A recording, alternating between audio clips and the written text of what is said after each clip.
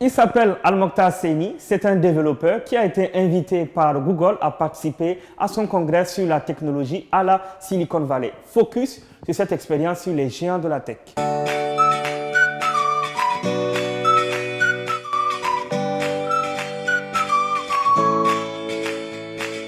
C'est une association dans laquelle elle est d'abord sponsorisée par Google, donc on a le label Google, dans laquelle nous formons des jeunes sur tout ce qui est technologie du numérique qui existe aujourd'hui, le développement d'applications mobiles, web, la gestion des projets digitaux, le marketing digital et beaucoup de choses.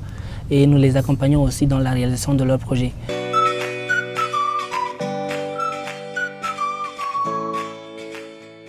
On a lancé en mai 2018, aujourd'hui on a 431 jeunes inscrits sur notre plateforme Meetup qu'on suit régulièrement. On a eu à former aujourd'hui plus de 500 jeunes dans différents domaines. Par exemple, on a pu prendre une cohorte de jeunes formés sur le développement des applications web pendant 6 semaines remplies. Donc compte tenu de toutes ces choses-là, Google, ils nous suivent, on a des sessions de brief à travers lesquelles ils arrivent à avoir une idée sur ce qu'on fait dans notre communauté, l'impact qu'on a. Ils nous suivent également à travers le digital, la communication digitale, ce que les gens disent de nous, les projets qui résultent de notre activité. Donc c'est de par tout ça que mon profil en tant que lead de Niger a retenu l'attention du comité. Mais je dirais vraiment c'est un travail accompli par toute l'équipe.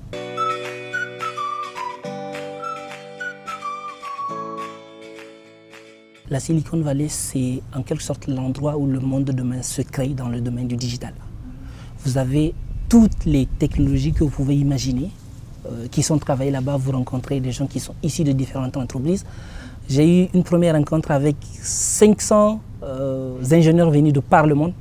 Ensuite, la grande conférence, il y avait plus de 6000 ingénieurs invités par Google de par le monde venus de différentes entreprises.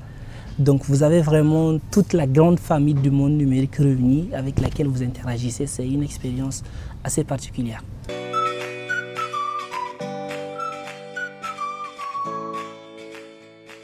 Déjà, l'intelligence artificielle, peut-être pour ceux qui ne seront pas beaucoup du domaine, c'est concrètement des programmes informatiques que vous allez concevoir qui auront la possibilité d'auto-apprendre et de s'améliorer eux-mêmes. C'est comme si vous avez un enfant, vous lui donnez l'éducation de base, mais quand il grandit, il se développe tout seul. Donc c'est ça, de façon résumée, l'intelligence artificielle, pour peut-être les novices. Maintenant, l'usage en Afrique, par exemple, moi j'ai eu un cas lors de mon séjour à la Silicon Valley où il y a une dame qui a développé un projet. Elle prend des images aériennes de champs avec des drones dans lesquels vous avez l'intelligence artificielle qui intervient pour traiter ces images, pour par exemple dire le nombre de manguiers que vous aurez sur cette période, cette terre, voilà ce qu'il faut lui faire comme traitement.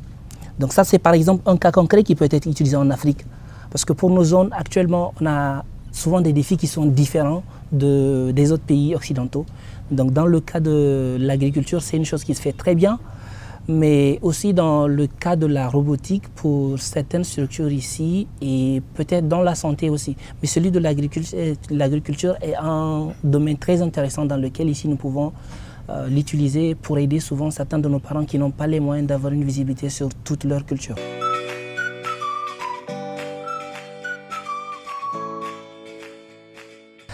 Lorsqu'il y a eu la révolution industrielle, les gens se sont plaints que les machines dans les entreprises vont remplacer les gens, il n'y aura pas du travail. Les gens ont dû réapprendre, ont dû se réorganiser et aujourd'hui les gens continuent à travailler.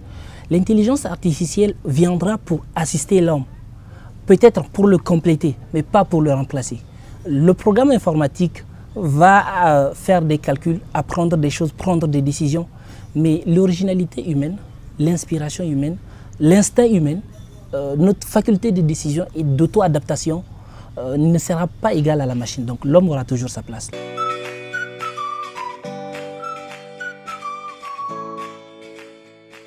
Alors déjà, mon séjour chez Google, c'est vrai, c'était essentiellement Google, mais j'ai eu à faire des workshops avec des gens venus de différentes entreprises, Facebook, Apple. J'ai eu à visiter l'école 42 qui forme les meilleurs développeurs au monde. Donc déjà dans mon association, il y a des programmes et des projets qui vont venir, à travers lesquels on va travailler sur certains projets et peut-être voir dans quelle mesure prendre en compte des jeunes ici, les faire voyager, les faire former. Mais également, il y a des projets qui seront mis, alors c'est l'exclusivité peut-être, mais des projets qui seront entrepris entre nous qui sommes ici et un Nigérien qui est là-bas aux États-Unis, je vais peut-être taire le nom, voilà, On a beaucoup travaillé là-dessus, on continue de travailler. Et Google actuellement, j'ai par exemple, sur un coup de chance, rencontré le manager général de Google Cloud, sur un coup de chance vraiment. Il est intéressé par nos réalités ici parce qu'on est des pays où l'accès à Internet est compliqué, on est des pays pauvres. Donc, arriver à relever des challenges ici peuvent être assez intéressants pour eux. Donc, il y a des perspectives comme ça à venir. Mais ça reste en construction. Merci Al-Mokhtar. Merci beaucoup, ça fait un plaisir.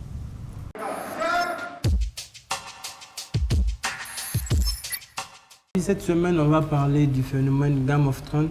Et la saison a débuté depuis quelques semaines déjà. La dernière saison. Dernière saison, exactement, la saison 8. Mais elle continue à faire... Les gros titres. Oui, les gros titres exactement du web.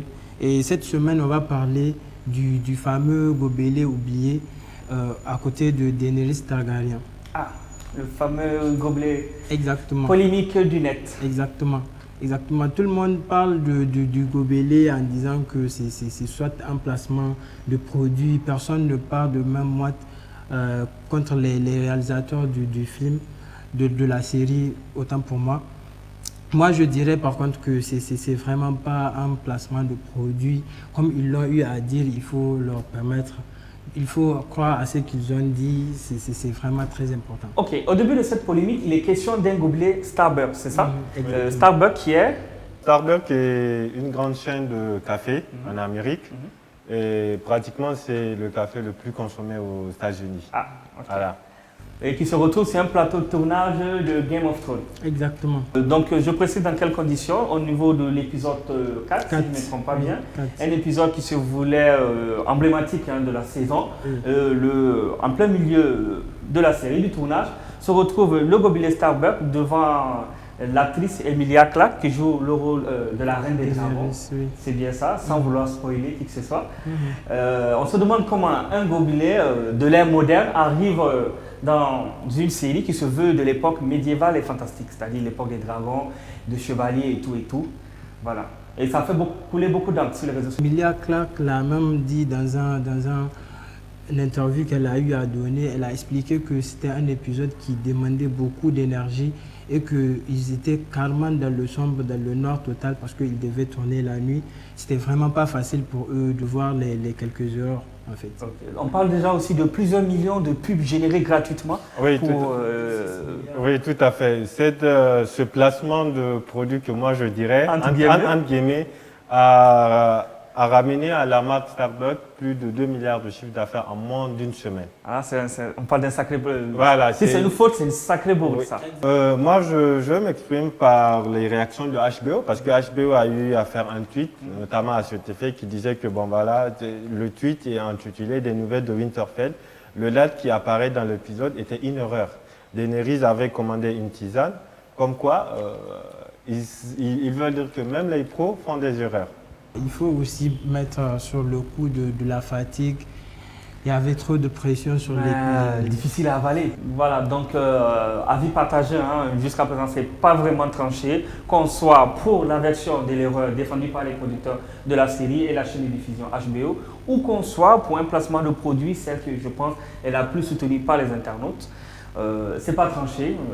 Je pense que ça va rester un des mystères de la télévision, comme on en voit naître ces temps-ci.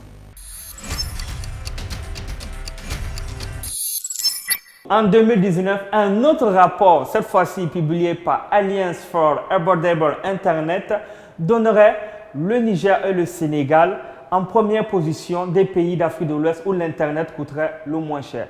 D'après ce rapport, le gigaoctet d'Internet mobile au Niger et au Sénégal serait plafonné à 2000 francs CFA.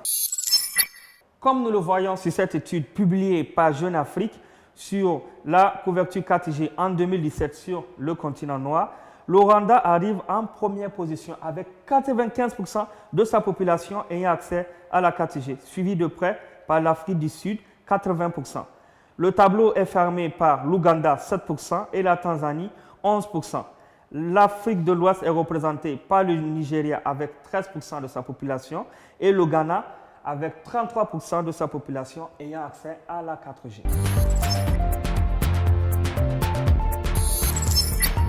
C'est l'heure de la rubrique Vidéo Challenge où vous pouvez gagner plein de cadeaux. Alors, le principe, il est simple. Tournez votre vidéo avec votre smartphone en solo ou en groupe et partagez-la sur les réseaux sociaux avec le hashtag Tech227.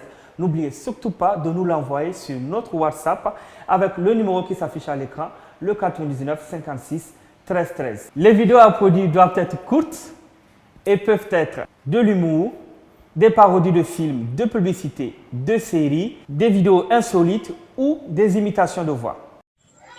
Ke yo ni ina ga mugun abu. Ke da na. Ina nan aka danna wanga.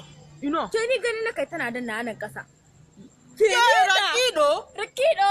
Ina nan aka danna wannan mugun abu muna. Ke ni ta. Na ni ta Qur'ani ni ta he. Ki gani. Ke haka nan na. Ni ta.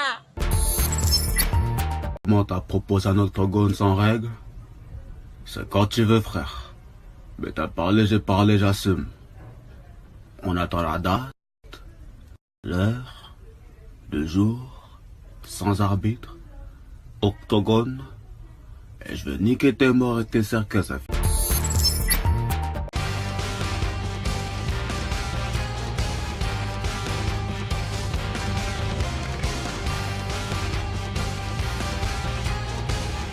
Tech 227, c'est fini les amis. Et oui, nous sommes déjà à la fin de ce numéro, mais ne vous inquiétez pas, nous reviendrons très bientôt avec plus d'informations, de tics et de buzz.